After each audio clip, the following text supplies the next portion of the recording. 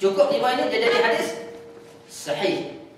Dan kita tengok minggu lepas setiap satu rawi itu dikenal pasti siapa dia, siapa guru dia, apa semua tu.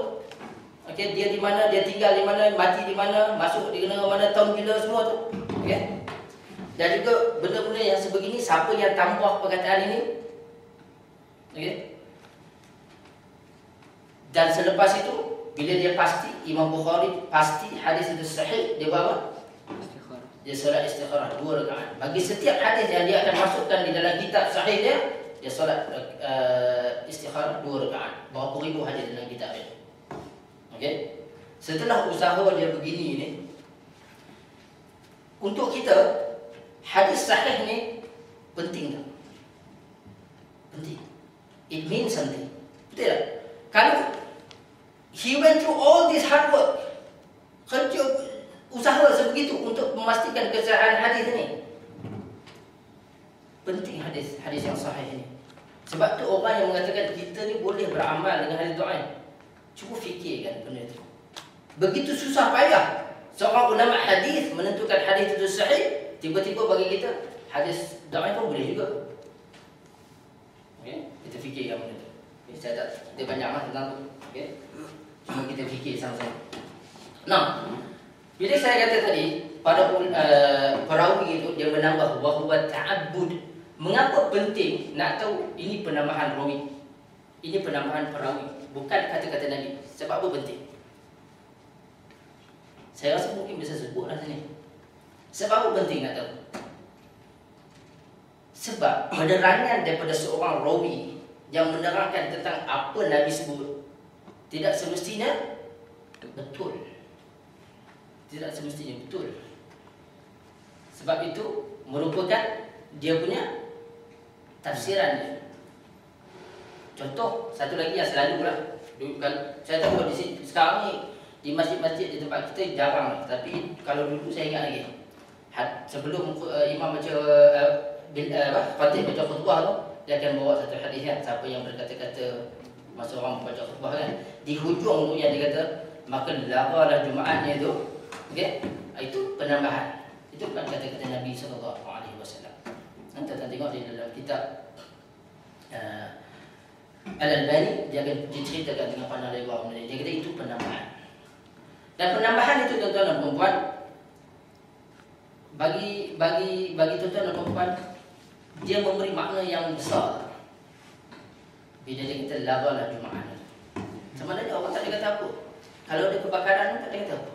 Sebab apa? Nak tegur orang yang bercakap pun kata diam tak boleh. Itu penambahan dia. Sebab itu pada ada kita kalau kita membahaskan hal fiqh, kalau kita baca ramai juga pada ulama yang membolehkan berkata-kata berpandukan kepada hadis lain. Tapi kalau ada keperluan saja-saja nak sembang, tanya hari Valentine cuba bagi apa, semua tak payah. Sebab itu penting nak tahu penambahan ini datang daripada perawi, bukan daripada kata-kata Nabi sallallahu alaihi wasallam. Okey. Nah, dia beramal ibadah di dalam Gua Hira. Sebab tu dia sebutlah berkenaan dengan habis bekalan dari balik ke rumah dan ambil bekalan dan kembali semula ke Gua Hira untuk menyendiri. Okey. Sehinggalah faja'ahul malak, sehinggalah datang. Dalam bahasa Melayu ni nak kata seorang malaikat kan, tapi tak betul lah. Tinggallah datang satu malaikat. Ya, susah lagi dalam bahasa Melayu kan. Okay. Kalau dalam bahasa Inggeris senang. Okay. And then boleh kan? Dan dalam Melayu ni susah sikit. Okay. Datanglah satu malaikat. Okay. Yang mengatakan iqra. Apa maksud iqra? Baca. Apa jawapan Nabi? Ma ana bi qari. Aku tak boleh baca. Berapa kali? 3 kali. Okey. Nah, setiap kali bila dia kata iqra, bila Nabi jawab ma ana bi qari'in, aku tak boleh membaca. Nabi sebut apa yang dia buat selepas itu. Bila Nabi kata dia tak boleh baca, fa aqadani, dia peluk aku. Okey, fa aqadani thumma arsalani fa'aqadani faqattani hatta balagha minni al-jahd. Peluk aku kuat sampai jah.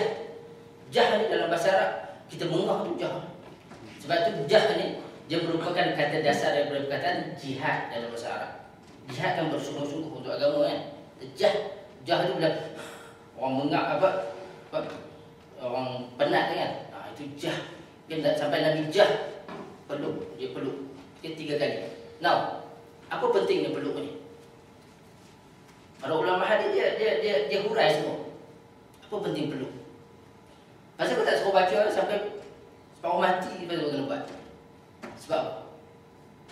Nah, tuan-tuan dan puan, saya masa di universiti dulu, universiti saya tu dia punya School of Oriental Studies tu terkenal sampai sekarang.